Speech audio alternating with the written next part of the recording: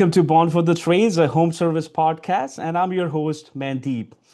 Today we have amazing guest here, Ryan Fenn, founder and CEO of CHIIRP. Ryan has helped over 1,500 home service businesses turn missed calls and slow follow-up into predictable revenue. And he has driven hundreds of millions in the process.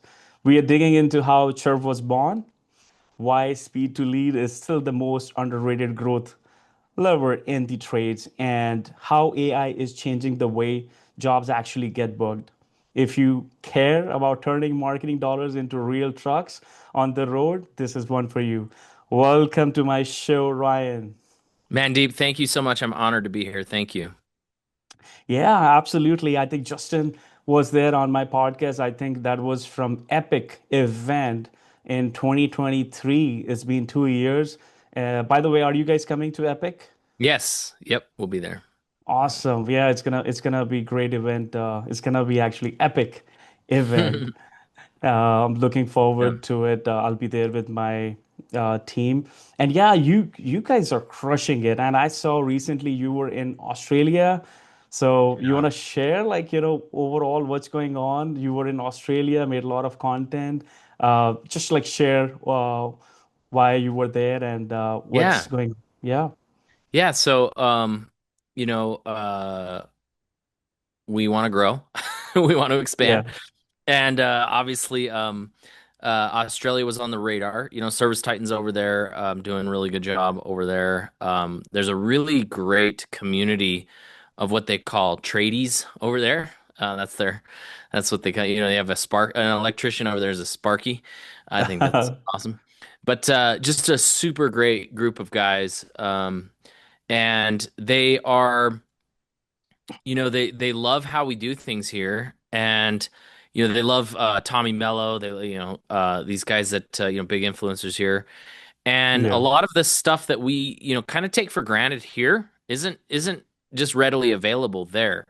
It is a smaller market. Obviously, it's a much smaller country than America. It's about a tenth the size of America, but so there haven't been as many software companies and different companies to pour a lot of resources into Australia, and so it's been a great opportunity to Yeah. start that and really provide some solid tools for automation for them down there.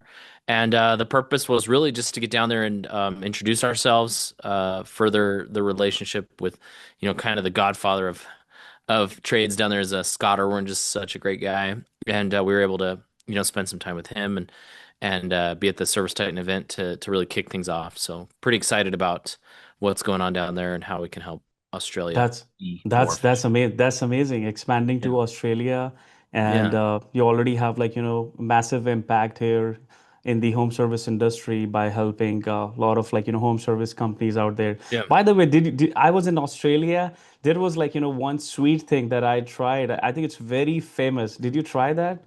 Uh, it's like a chocolate thing. What they call Oh, Tim Tams. Tim Tams. Like, did you Is that what you're try? talking about? The cookies? Like Yeah, the cookies, Tim Tams. Did you try Tim Tams? Oh yeah. Oh yeah. Tim Tams are so I did a reel. Look it up on my Facebook page, but there's a thing called the Tim Tam Slam. Um Okay. and it's because it's a rectangle cookie it's covered in chocolate, and the Tim Tam Slam is you bite one corner off one end and one off the other, and you Yeah. suck milk up through it like a straw, and it Wow. and it makes it also is anyways. So I did a video on the Tim Tam Slam. Oh, They're I'm way gonna better than Oreos. Way better than Oreos. way better than Oreos. I Yeah. think Yeah. less sugar. And Hmm. I had like, bunch of packets, like, when I came back from Yeah. Australia. And actually my team, they loved it too. I'm glad that you had it. Yeah. Yeah, it's great. Amazing. So I think to the audience, like a lot of people, they already know. But I think my question is related to your journey, and I think we should start with this. What problem were you personally trying to solve when Chirp started? So yeah, I like to tell the story because I feel like storytelling and it's really how humans learn. If we go back to any kind of religious standing, it's always every principles are taught through stories, and I think so it's important that we go through that so we understand where it came Yeah. from and why. But I started I'm like I'm a born entrepreneur. I didn't finish high school. I didn't like it. I didn't enjoy being there, and I just wanted to get out and just hustle and sell stuff. And so I, Nice. I dropped out of high school when I was 16, and I just started selling stuff. I sold cars, and I sold pest control, and I sold all kinds of different things. But Wow. when my first son when I got married when I was 25, and we had a baby when I was 27, 28. And Nice. that's really, that's when things get really serious, right? Because before I could always sell enough to survive as a single person. And then Right. you get married and she's working, so everything's fine. You're like, fine, everything's fine. But then when you have that first kid, it's like, okay, it's go time, right? I've got to actually create something of value. I can't just, Right. rely on, my being, because it was kind of like that. Like I just sell enough, and once I felt like I was that feeling of survival being met, you kind of Right. don't try. You're not driven as hard, and so the trigger for me was having a baby, and Baby. Mm. we moved to Utah when he was first born. We had $1,000 in our account, and my wife quit her job when she had the baby, and so we were basically no job, $1,000. Moved to Utah, and we paid our first month's rent, which was $650, and I had Mm. 400 or $350 left, and it was like, okay. And I don't ever want to give, like, I don't ever want to tell the story as if like I was broke or poor or something. I came from a good family. My dad built homes. He's from the trades. Mm. We Nice. were never like poor. I don't ever want anybody to think that that's the story I'm telling. Right. But I did set a goal that I would never ask my parents to borrow any money. And so I had $350, and I didn't want to ask my dad to borrow money. So I got out. I saw an ad in Craigslist for a guy that did windshield repair. Mm. And so I called him up. I said, I want to do windshield repair for you. And he hired me, and we hung out at a car wash, and we did windshield repairs. Cars would come in, and as they were vacuuming out their cars, we would wash their windshield, like wipe down their windshield and look for chips in the windshield. And if there were any, we'd offer to fix them for them. Wow. And I was selling that and doing well. And then I discovered that the owner of that business was doing shady stuff with the customer's information. He was Wow. stealing, stealing their information, and that really, obviously, really bothered me. It's not like immediately it was like I can't work for this guy. Like the day I found that out, it was like I'm out. Yeah. So I had saved up a little bit of money, and so I ordered a windshield repair kit, and it was like $400. So it was like at the time a massive investment for me. I ordered the Yeah. kit, and then I didn't know how I was gonna get customers because I didn't have a car wash to work out of like he did, right? And so Mm. the kit comes in the mail, and I just went out in my neighborhood and I started knocking on doors, and Oh. and people would answer the door, and I'd say, hey, I do windshield repair. Has your car been hit by any rocks lately? And Mm. enough people would say yes that I could make $200 to $300 in an afternoon doing Wow. windshield. And it was like, oh, sweet, 200 or $300 in a day. That's like more money than I've ever made. And I'm Right. I'm feeding my kid, everything's great. And winter comes, and it's like, man, I don't want to knock doors in the Right. winter. Yeah. And we're in Utah; it's pretty cold here. It's pretty And cold. Yeah. I was I actually went down to visit my parents in California, and we were at this gas station. This was Thanksgiving, so Thanksgiving like 2010 or 2011, and we're going to see the movies for Thanksgiving. We were all together as a family, and we pull into the gas station, and I see this girl there washing people's windshields, and I was like, hmm. And I looked at her shirt, and it said chip repair on her shirt. And I was like, oh, dude, Should prepare. she's she's having cars come to her. She's not going door to door, right? Yeah. So I go back to Utah after Thanksgiving, and I go to this gas station that's right by my house. And I go in and I talk to the owner. His name was Mike. And I say, hey, I want to do this. And he says, sure, go ahead. And that Saturday, I made like $1,500 doing windshield repair. 1,500? Yeah. Wow. Just having cars come in. And I learned something really important that I've always carried with me in sales. And we actually in Chirp talk about this all the time. Um, the trick was to wash the windshield. So the car would come in, right? and they would Mhm. come in for gas, and I would wash the windshield. Now, this was the trick. If I asked them, "Can I wash your windshield?" They say, "Hey, thanks for coming into Mike's Chevron." I had a Chevron shirt on, like, Mhm. we didn't look like, homeless people trying to wash windshields. The Right. only difference was we had a Chevron shirt on. Chevron And shirt. Mhm. and he goes, so you ask the person, you say, "Hey, I'm Ryan. Thanks for coming in. Can I wash your windshield?" 9 out of 10 times they say no. No thanks. No thanks. No thanks. Right. And I'm like, what the heck? Okay, I've got that's not going to work. So then I realized that if I assumed, because what was happening is they just feel obligated. They don't know what I'm there for. They just feel obligated. So their natural instinct is just say no, right? Right. And so they, oh, no, thank you, no, thank you, oh no. But when I changed my wording just slightly, and this is a huge lesson I teach at Chirp. When you understand wording and how just a few words can make all the Right. difference. They would come in, they'd get out of their car to pump the gas, and I'd say, "Hi, I'm Ryan. Thanks for coming in. As a courtesy today, we're washing everybody's windshields." So I wasn't asking. I would just say, "We're washing everybody's windshields." And then I would just start washing the windshield. And they would Yeah. never say no. Almost it was like 29 out of 30 people would not say no. Every now and then somebody'd be like, "No, no, no, no, don't touch my car." But most everybody was just like, "Cool, go ahead." But if I asked, they'd say no. So the point being, those that just slight change in my approach Yes. made Right. all the difference. And now I went from washing 30 windshields or washing, 1 out of 10 to 29 out of 30. Like that switch Wow. That's a turn great the leads, number. right? Yeah. And so now I just have unlimited leads. They're just coming in all day, right? Because the gas station just has people coming in all day. And all I have to do is refine my pitch. And what I teach people here at Chirp is the windshield washing was me earning my opportunity to pitch them.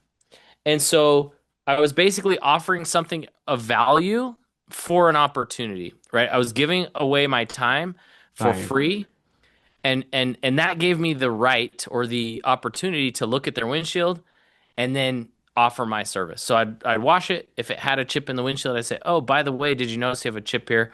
If you want, I can fix it for you. Take 10 or 15 minutes and you won't have to worry about it cracking." Provided value, and then you landed a lot of Provided value, yeah. gained trust by being an authoritative, being part of this store. I'm with Chevron here, but I provided value first, and I tell that to everybody. We have to earn our right to pitch. We have to give something Yeah. of value first Yeah. before we're going to go straight into the pitch, right? Yeah. Um, and that to me has been the whole way that I've ever since then. I look at things and I go, how do I earn my right to pitch this person? I'll give away something for free in my business, some sort of Right. like, an ebook or something, some sort of piece of value, some sort of content. You've seen my content on Facebook. I consider that the free offering, right? I'm entertaining you. I'm giving you something of value. And in Yes. return, now I can pitch you my offer. Yes. Yeah, I've been seeing your content, always providing amazing content, value first, and obviously then you can pitch Yeah. your product and service. And Yeah. and what was the year when you started Chirp? So, okay. So now from there, I'll kind of skip ahead, but from there, I started after I grew that business. We went into 5 gas stations, 4 or 5 gas stations, and then we got into multiple dealerships. And I had like 10 people at different places doing windshield repair. And Hmm. then I got the idea to start an online course, how to start your own windshield repair business.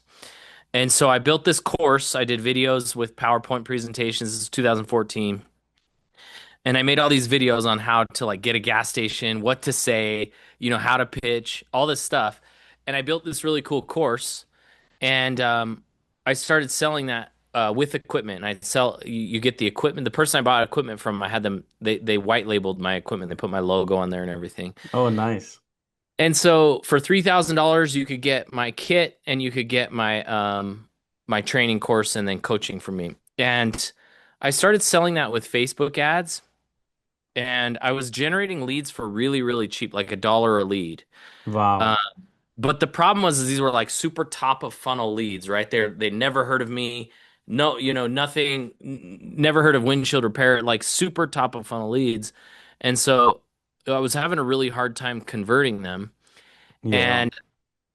And I'd spending 20, 30, $40 a day. If you're getting 30 or 40 leads a day and you're trying to call every one and Yeah. also follow up with every single one, that starts to stack up way too fast. And my time Yes. was just being Agree. sucked up by talking to too many people that weren't ready to 100%. buy. Yeah. 100%. Yeah. So I discovered two things. Number one, I found that if I texted them first instead of trying to call, I had a much better chance of them responding to me.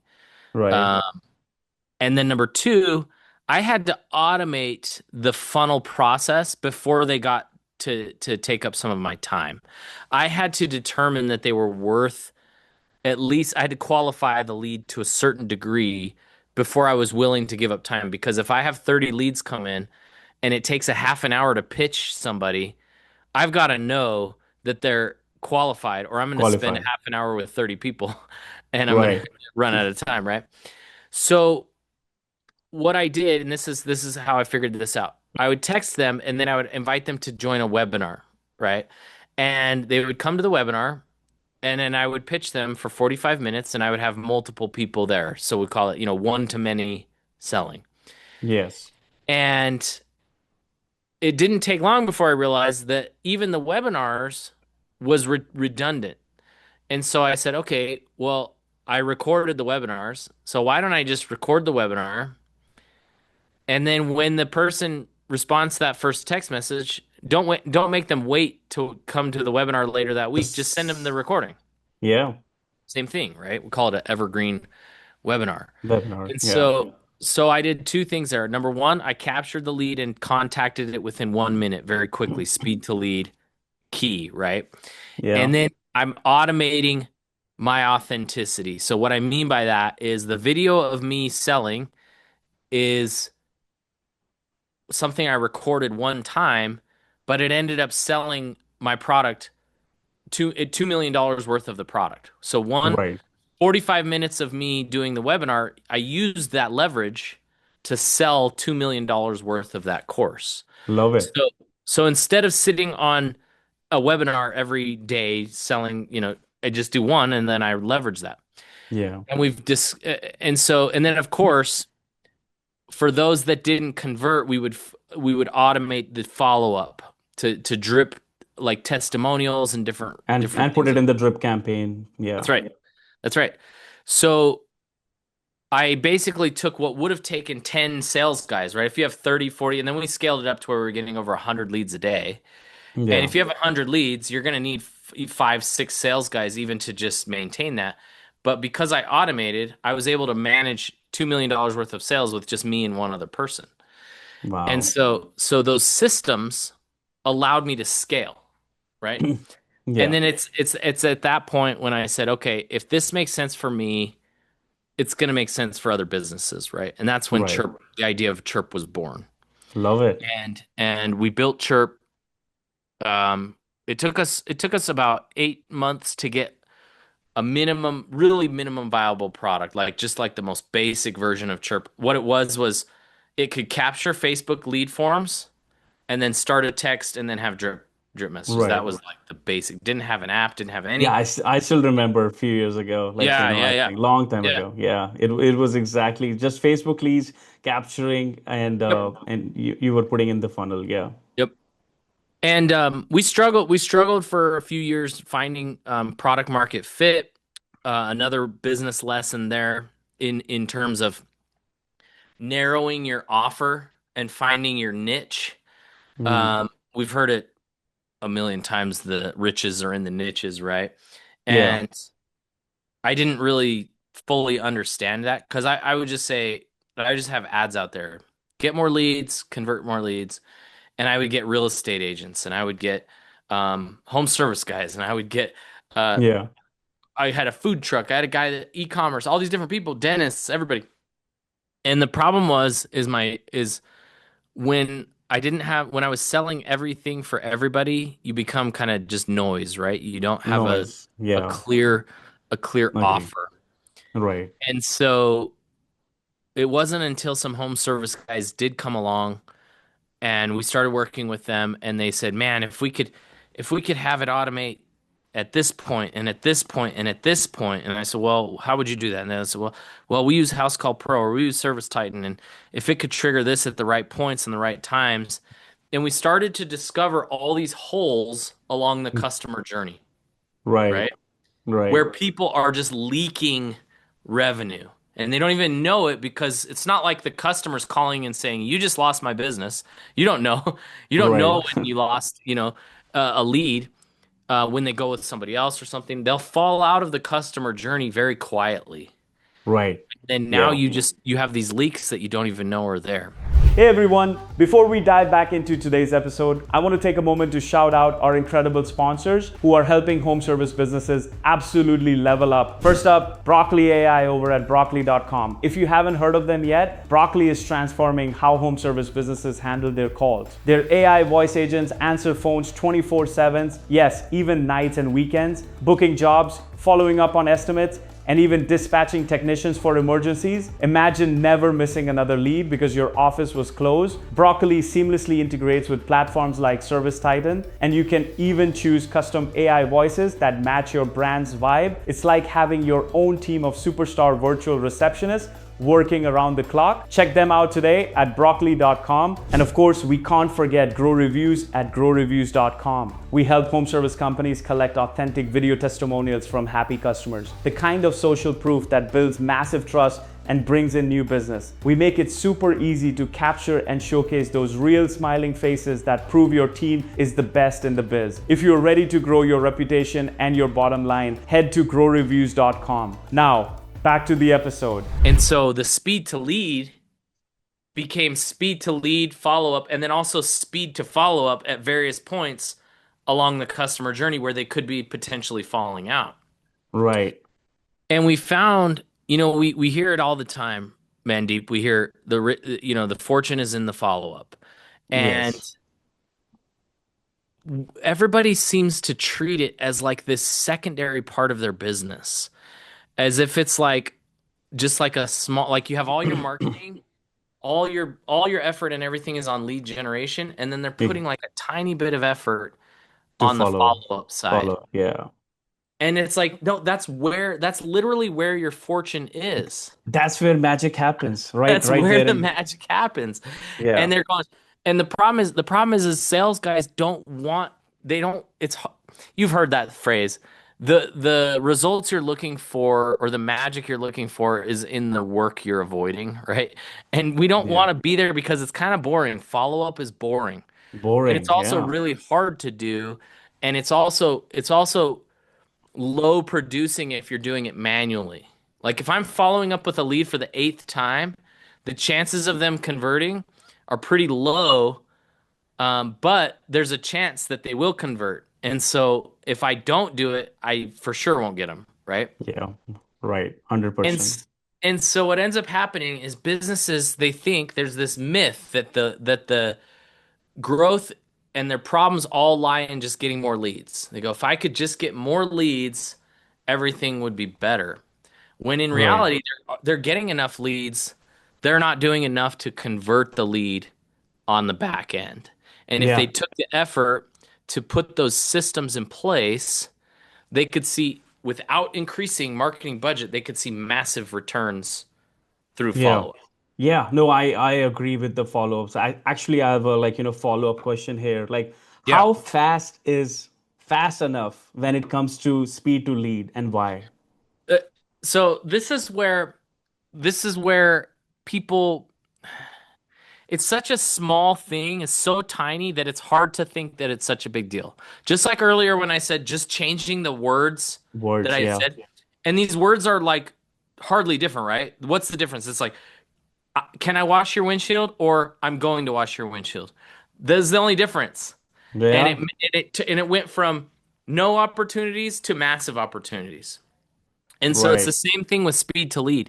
People think, oh yeah, I contact my leads quickly. When they come in, I pick up the phone and call. And then we drill down and it's 5 minutes, it's 10 minutes, it's a half an hour, it's 2 minutes. And we realize that that's a massive leak in the business. And it's such a small thing. You go, what's the difference? A minute and 2 minutes? What's the difference? The Yeah. difference is double.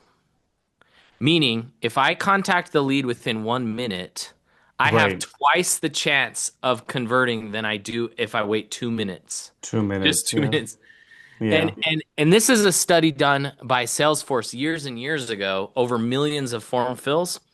And Right. this study was done even before um like Reels and TikTok and Right. all this stuff. I would venture to guess that it's even worse, that our attention spans are even shorter Shorter. now than they were. So what I mean by that is if I am on my phone and I submit information or I request information or I call and the call is missed, Right. it does not take me very long to find somebody else.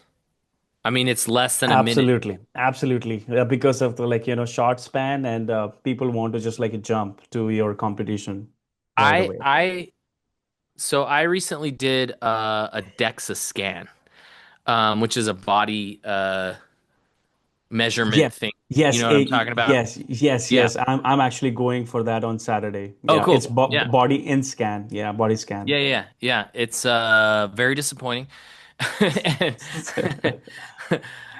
there's a guy right down here that does it, and there's a guy right down here, both 5 minutes from my office. And I Googled it, and this guy popped up first, and I called him. He Hmm. missed the call. I immediately went to the second one and I clicked call. Right. While I was on the phone with the person who answered, she's taking my information, she books it, I hang up, and right when I hang up, I look at my phone and a text comes in from this guy. Okay. And it's like, it's too late. I already booked over here. It's too late. Literally, Yeah. literally, literally 2 minutes it took him to Yeah. text me.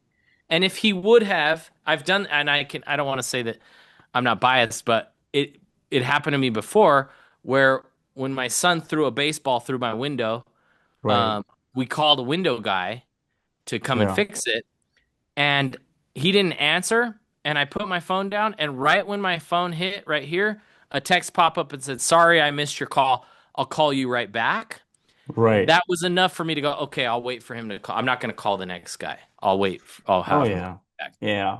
Fast. You gotta act So like fast. You have to have fast. systems in place. Yeah. And when you're a commoditized business like a home service, when there's other people out there with 5-star reviews and everything, I can just go to the next guy.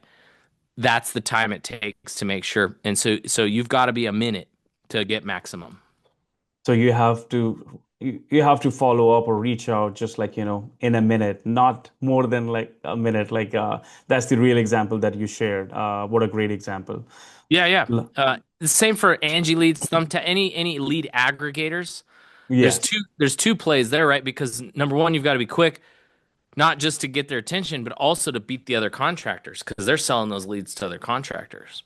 Yeah, And so, 100%. Yeah, I yeah, love it. Thanks for sharing. yeah, Before we get into AI stuff, I yeah. want to ask you like, what separates operators who scale from those who stay stuck?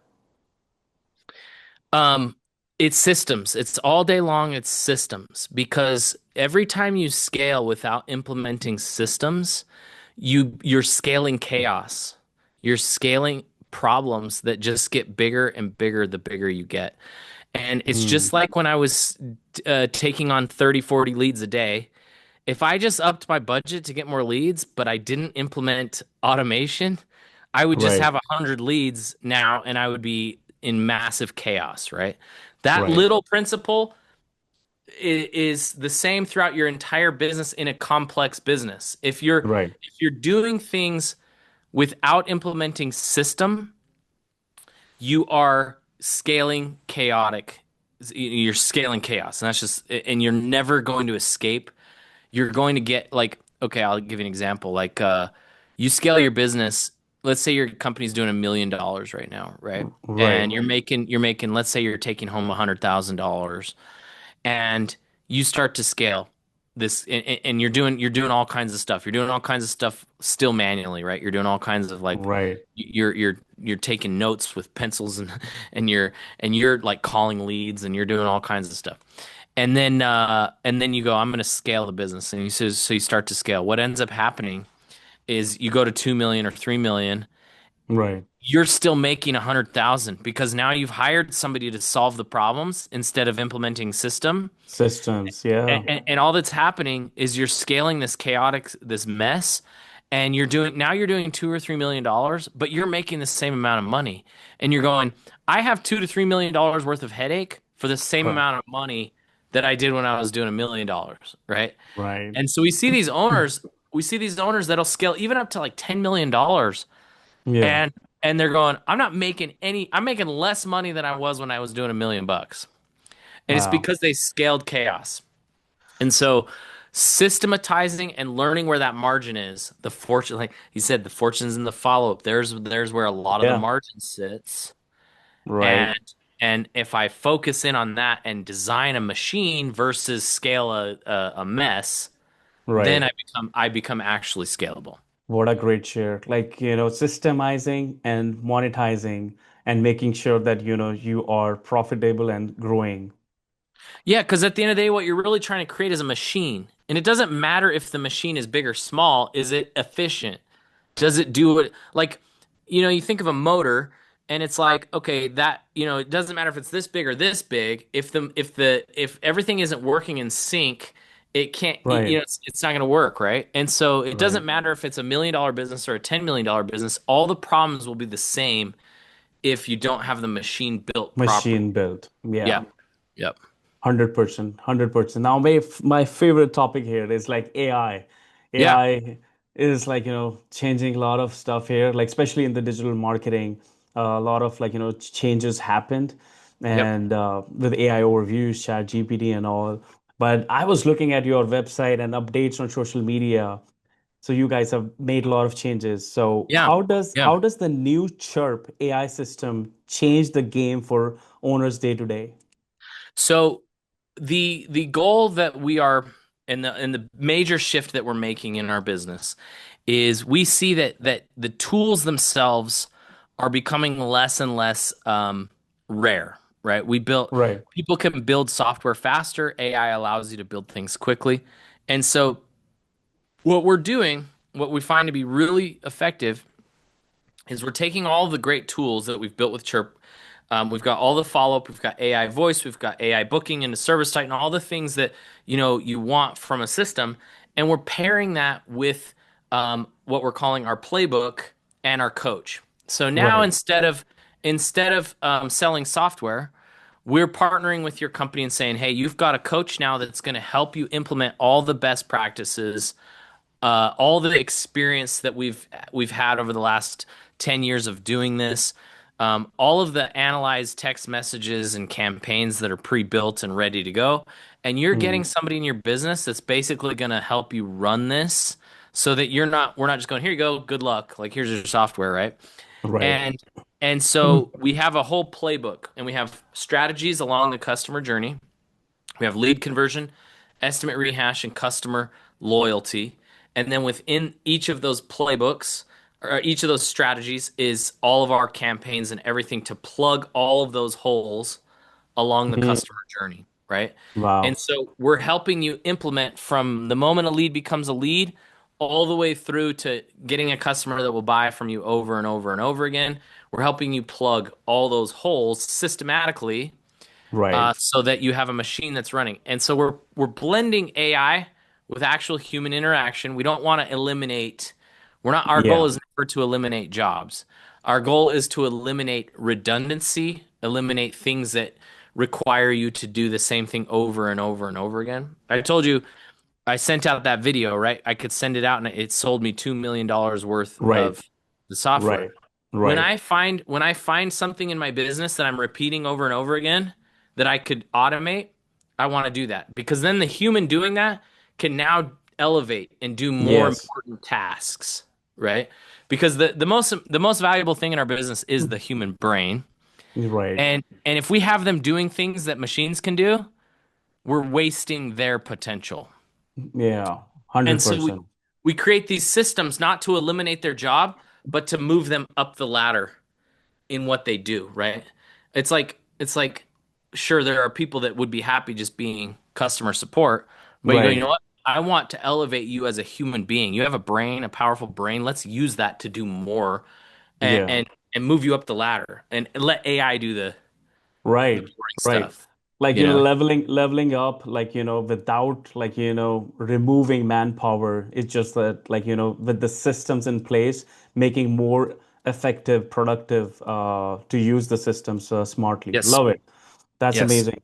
And what's one follow-up mistake you see almost every contractor make? Um, well, I would combine it. I would combine it. It would be not following up enough, and then the words being used in those follow-ups. So we already talked about the importance of words, right? And we Words, tell people, yes. we say, they say, "Oh, I did follow up." You say, "Well, what did you say?" And we read the text message. You go, "Well, that's what killed the deal. You said Right, something." And again, it can just be this like slight variation of what you right. say. And so what we did is we took hundreds of millions of text messages that we've sent over the past 7 or 8 years through Chirp. And Okay. I accidentally, this is funny because I accidentally created hundreds of millions of dollars of value. And I'll tell you how. Wow. I never expected, I never knew how I was going to take the data we were collecting, right? Because all these companies are sending text messages through Chirp, right? Millions Right. and millions of text messages. I think we send something like 10 million text messages a month. And how could we have ever taken that data and actually got something from it? Am I going to read through tens of millions of text messages and find the ones that are working, right? So I never Mhm. knew, but we had been storing all that data for years and years. Right. And so I have it all there. Well, AI comes about, Yeah. and now I just go, AI, read through these millions of text messages. Takes a Yeah. long time. It's like we're doing Takes it a right long. now. Yeah. We're doing it Right. right now, and it's going through. And it's kicking back the most valuable, like insightful information. We have the biggest home service companies in the country, and it's coming back saying, this message crushed it. This message didn't do so well. And it's Yeah. given us all this data Data. of what to say and when to say it.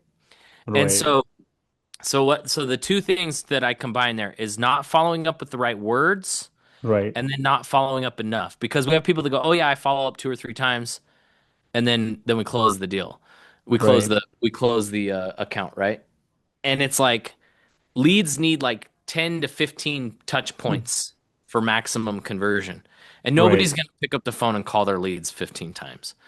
But you can set automation to reach out with text message, email, voicemail, and now AI voice as well during that time so that over like a Right. 15 to 20 day period, you can close. We just found out that one roofer is he's got a follow up on day 45 and it's crushing Right. it. That 45-day text is pulling people in that would have just been gone, right? Wow. So not following up enough and not saying the right stuff. Not saying the right words and not following enough. Like, that's the, yeah, biggest Yeah, and thing. that Yeah. yeah, and that's Hmm. like the big thing with Chirp that we say now. It's like we said, tools are tools. I can go put together how to do all this. I could buy other software and kind of piece this all together, but I'm not going to get the insight of hundreds of millions of text messages, right? Right. And that's the kind of the value that we bring with this whole playbook strategy thing. That's amazing. So can Chirp, like, give options, like, what kind of responses can go out and contractors can actually pick those? Or Oh, does it do 100%. automatically? Okay. So you can do, especially with the new AI system that we've built, that's all rolling out this year. Um, but you can do manual campaigns. So you could say, I want to set up my drip campaign to do this. Day one, day two, day three, day five, day 10, whatever you want, right? And I Right. want it to do a text message, an email, a voicemail, a text message, a voicemail. You could have that set up however you want. Or you can say AI follow up on the leads, however you think is correct. And then Right. what you can do that's really cool is you can do A/B testing where you can say, okay, I'm going to take my manual campaign, I'm going to test it against an AI campaign, and we're going to decide who's better. I'm going to train this AI, and I'm going to have A/B test against this AI and see which one does better. And Love it. you can refine your process. So Love it. Love it. I think it's a high time to actually leverage products, AI products like yours, Chirp, Yeah. to have I think predictable growth. Actually, I want to Yeah. ask my next question and the last. I think we can wrap Sure, up go for it. with that. If an owner wants predictable growth, what should they fix first? Marketing or follow up? So it obviously everybody's business is a little bit different, but I think that these two things are hand in hand.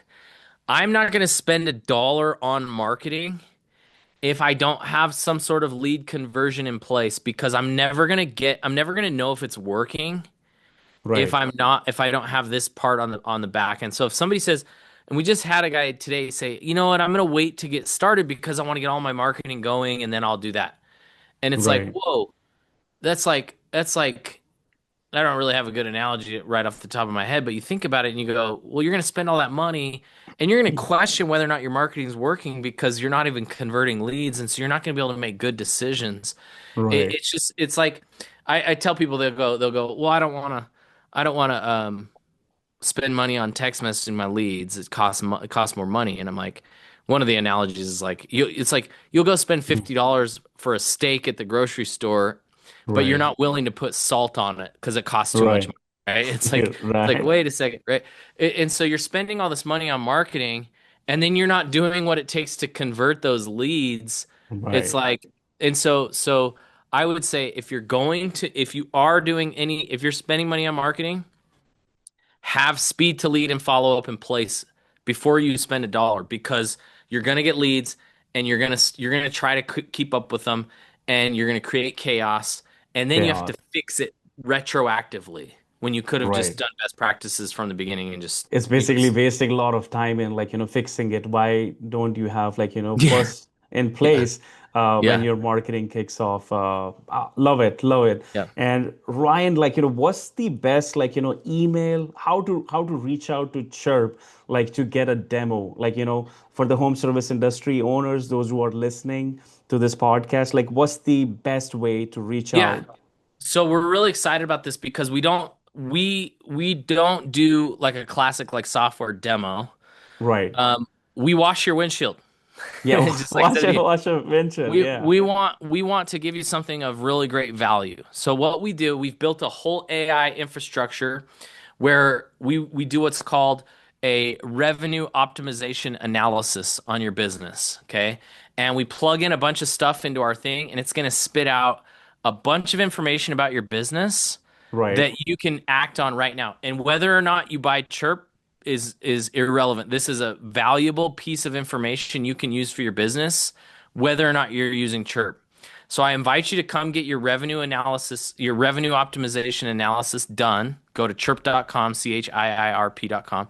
Book the demo. You will book the demo, but what happens is they'll take the information you give us, they'll plug that into our AI system. We'll build your revenue analysis, optimization analysis. Then you'll Awesome. get on the call with my guy. He'll go through that with you. And then, obviously, we will pitch you. We've washed your windshield, and if we Yeah. find a chip in your windshield, we're going to offer to fix it, right? But Yeah. but we will find leaks in your business where we can immediately plug, and we'll give you a plan for how you can do that. And whether or not it's with Chirp, you want to go somewhere else, do whatever, we will still provide you that 100% free. Good stuff. Good stuff. I think that was the email about I think Justin was there with Tommy Mello. I saw one email I think you guys sent out. That was I think related to revenue Yep. optimizing Yep. optimizers. That was the one. Awesome. What we can do is if I think if you can create a custom link or maybe we can just link Chirp in the description and yeah, go out guys and check out the demo, Yeah. Why fill don't out the I? information. Yeah. Yeah, I'll figure out a link. We could do like chirp.com/grow nearby or something like that. I'll verify that, but you could send that out with that. And then we'll make sure that that way we can track where you came from. But 100%, yeah. The key in all of this, come get your free revenue optimization analysis is worth it, even if you don't do Chirp 100%. You'll have some insight on how you can grow your business. So, Absolutely. Lot of amazing insights and nuggets. Thanks for sharing your journey and the impact that you have on the home service industry is amazing. People are growing. We have clients, those are using Chirp. They have used in the past, and Yeah. congratulations on your growth, and keep having this impact. And it was amazing to have you on my show, and we'll definitely connect again, and we'll link Yeah, everything in let's the do it. description. Mandeep, And thank you so much. This has been great. thank you. Have a wonderful day, guys. Yeah, take care.